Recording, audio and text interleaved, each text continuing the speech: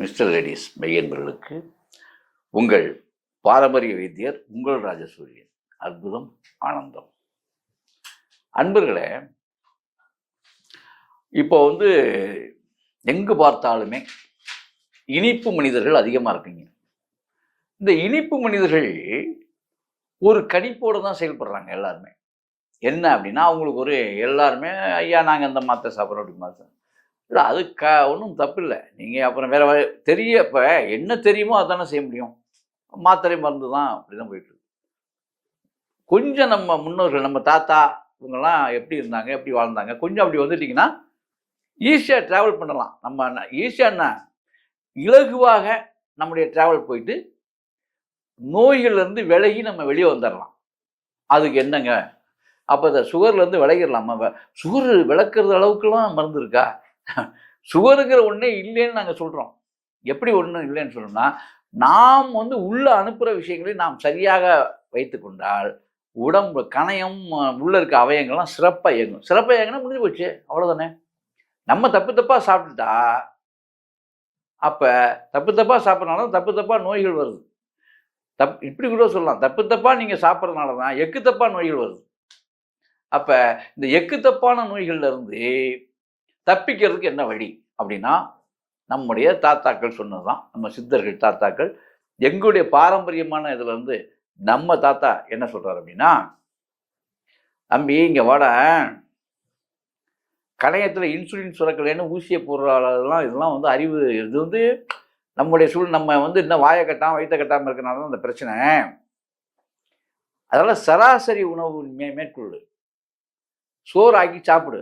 இந்த மண்ணில் பிறந்திருக்கியா, என்ன விளையுது, இங்கே என்ன விளையுது அதை சாப்பிடு. மண்ணுக்கு அடியில் விளையிறத கொஞ்சம் அவாய்ட் பண்ணு, கருணைக்கிழங்கை தவிர. அதாவது எவ்வளோ நாளைக்கு அந்த கணையம் நல்லா பழுது இல்லாமல் வேலை செய்கிற அளவுக்கு இருக்குது. அதாவது சுகர் குறையிற வரைக்கும். சுகர் கூடுது குறையுதுங்கிறலாம் கணக்கில் வைக்காதீங்க. உங்களுடைய உற்சாகத்தன்மை, உடம்பு நல்ல சிரமம் வந்துட்டால் சுகர் இல்லைன்னு அர்த்தம். அப்படி வச்சுங்க. 150 இருக்குது, 80 இருக்குது, 500 இருக்குது, 400 இருக்குலாம் கணக்கு போடாதீங்க. நீங்கள் அரிசி சாப்பாடு சாப்பிட்டாலே அல்லது ஏதாவது ஒரு விருந்து நீங்கள் சாப்பிட்டீங்கன்னா உடனே ஏறுற மாதிரி அதில் பார்த்தீங்கன்னா உடனே ஏறும். சுகரே இல்லாதவனுக்கு ஏறும். உணவு அங்கே என்ன ஏறுதோ உள்ளே போதோ அதுக்கு தகுந்ததை காட்டிக்கிட்டு இருக்காங்க. அது ஒன்றும் பிரச்சனையே இல்லை. உங்களுக்கு உற்சாகம், உங்களுக்கு அந்த உடம்பு ஸ்திரத்தன்மை உங்களுக்கு எப்படி உணர்றீங்களோ அதான். ஆக இது ஒரு பெரிய விஷயமே இல்லை அன்பர்களே. நீங்கள் அந்த முடிவுக்கு உள்ளே பாருங்கள், பாசிட்டிவாக உள்ளே வாங்க. நான் சொல்கிறத மட்டும் நீங்கள் சாப்பிட்டு பாருங்கள்.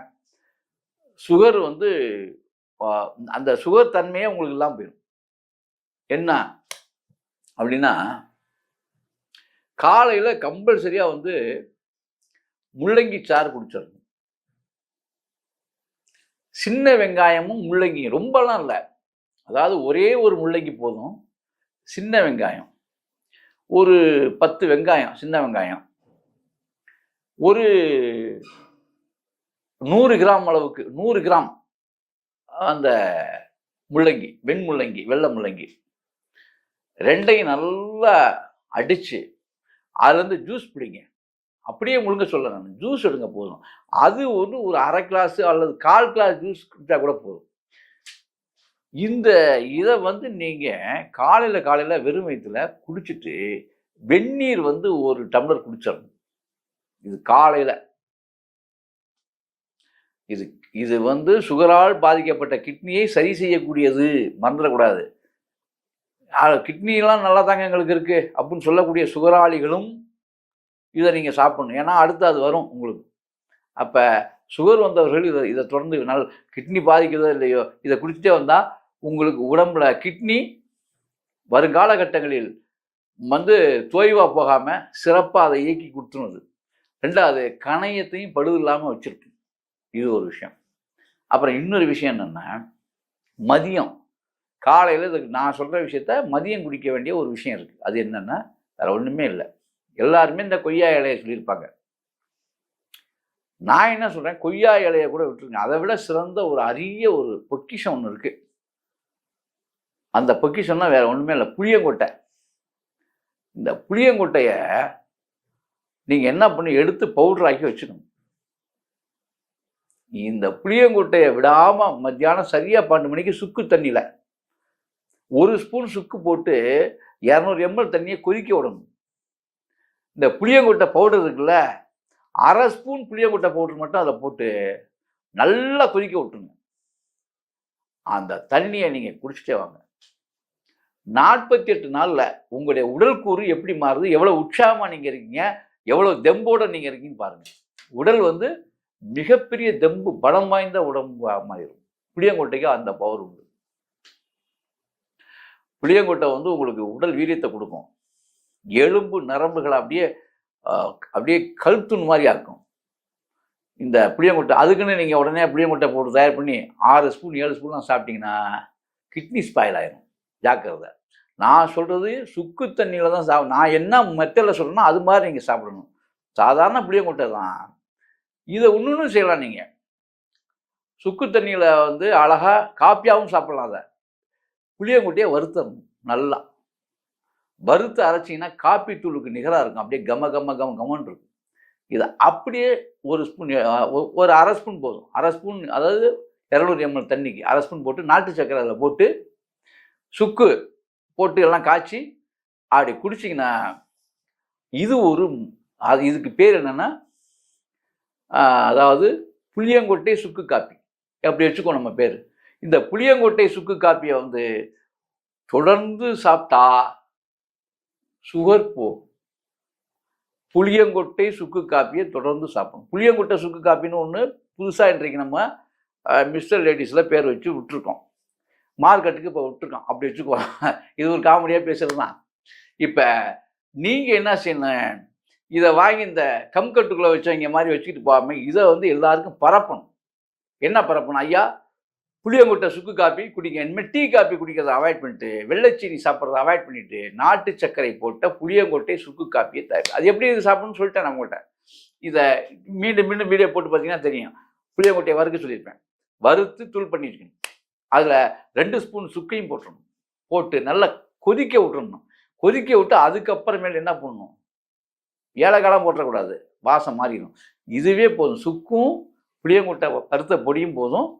இது கொஞ்சோண்டு நாட்டு சர்க்கரை அப்படி போட்டு ஆற்றுனீங்கன்னா இதுதாங்க காப்பி.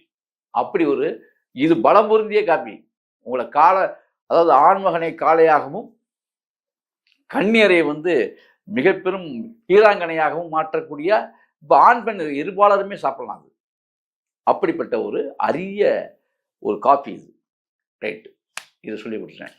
அடுத்து இந்த சுகர் போகிறதுக்கு வேறு என்னங்க செய்யலாம் சிறப்பாக அப்படின்னா, இது நான் சொன்னது ரொம்ப ரொம்ப சிறப்பு. இந்த இதையும் பண்ணலாம்.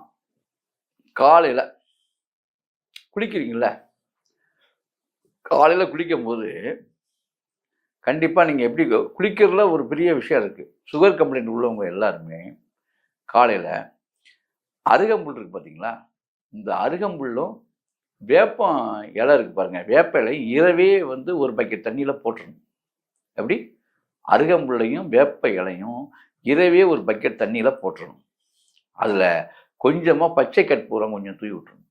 பச்சை கற்பூரம் இந்த அப்படியே தூவி விட்டுட்டா இதை வந்து இரவெல்லாம் வந்து நீங்கள், அதாவது இந்த தூவி விட்ட பின்னால இது அப்படியே தான் இருக்கும்.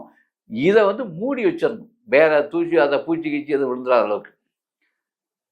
இந்த கரெக்டாக இது கொஞ்சம் வேலை ஒர்க்கு தான், ஆனால் கரெக்டாக நீங்கள் செய்யணும். இல்லை மாடி இருக்கிறவங்க மாடியில், அதாவது வானம் பார்த்து அது இருக்கணும். இரவு நேரம் பூரா வந்து வானத்தை பார்த்துக்கணுமே. அதாவது வீட்டுக்குள்ளே இருந்தால் தான் மூடி வைக்க சொன்னேன். இது இல்லை, வெளியில் மொட்டை மாடி இருந்தால் மேலே கூட திறந்த வெளியில் அதை வச்சிடணும். அதிகமாக நீங்கள் பகல் அந்த இரவு பூரா வந்து எல்லாமே எல்லா நேரமும் இல்லாட்டியும் கூட இந்த 4 to 6 மணி வரைக்கும் இந்த 2 மணி நேரம் வந்து வான்காந்த ஆற்றலை அது உள்வாங்கிடும். எப்படி? இந்த பச்சை கற்பூரமும் அருகம்புல்லும் இந்த வேப்பந்தலையும் வான்காந்த ஆற்றலை உள்வாங்கி சேமிச்சிடும். கரெக்டாக சூரிய உதயத்தின் போது இந்த தண்ணியை தலையிலிருந்து கால் வரைக்கும் ஊற்றி குளிக்கலாம். இதை கொஞ்சம் சுட வச்சு கூட நீங்கள் குளிக்கலாம். சுட வச்சு இதை வந்து சுட வைக்கிறத விட அப்படியே பச்சையாக குளிக்கிறது வந்து சிறப்பு. இது அங்க அவயங்கள் 72,000 நாடி இணைக்கி இந்த சுகர் பேஷண்ட், இந்த கணையம், அது இதில் உள்ள உட்கூறு விஷயங்களை பூராமே சுத்தப்படுத்தி சமன்படுத்தி ஒரு சிறந்த நேர்நிலையான இரத்த ஓட்டத்தை உள்ளே கொடுக்கக்கூடிய ஒரு அற்புதமான குளியல் இது. இந்த மாதிரி ஒரு குளியலை இது மாதிரி எண்ணற்றது இருக்குது. இதெல்லாம் வந்து சித்தா ரகசியங்களை தான் உங்களுக்கு நான் சொல்லிட்டு இருக்கேன். ஏன்னா யாம் பெற்ற என்பும் பெருக வையகம், நீங்களும் சிறப்பு பெறணுங்கிற ஒரே ஒரு காமிக்க. அப்படி இதையெல்லாம் தயார் பண்ண முடியாதவர்கள் நீங்கள் என்ன செய்யணும்னா, இதை வந்து பொடியாக தயார் பண்ணி, இதை வந்து எலுங்குன்ற பொடின்னு இதுக்கு பேர். எலுங்குன்ற பொடி. இந்த எலுங்குன்ற பொடியை வந்து கிடைக்காதவர்கள் எங்களை தொடர்பு கொண்டு எலுங்குன்ற பொடியை வாங்கி குளிச்சுக்கலாம். ஆனால் இது மாதிரி நீங்கள் இயற்கையாக பச்சையாக போட்டு குளிக்கிறது நல்லது. அது வந்து நிழல் காய்ச்சலாக வச்சு பொடியாக தயார் பண்ணிடும். கிடைக்காத பட்சத்துக்கு அது பயன்படுத்தும். 4 மணிக்கெல்லாம் கலக்கி விட்டு மேலே வச்சிட வேண்டியதுதான். 6 மணிக்கு எடுத்து குடிச்சிட வேண்டியதுதான். ஆகவே அன்பர்களே, இது வந்து ஒரு சுகர் பேஷண்ட்டுக்கு உற்சாகத்தை தரக்கூடிய அற்புதமான குளியல். ஆகவே இந்த சித்தர்கள் சொன்ன இந்த அற்புதமான விஷயங்களை நீங்களும் செய்து வாழ்க்கையில் ஆனந்தமாக இருக்க எல்லாம் வல்ல பிரபஞ்சத்தை வேண்டி விடைபெறுகிறேன். அற்புதம், ஆனந்தம்.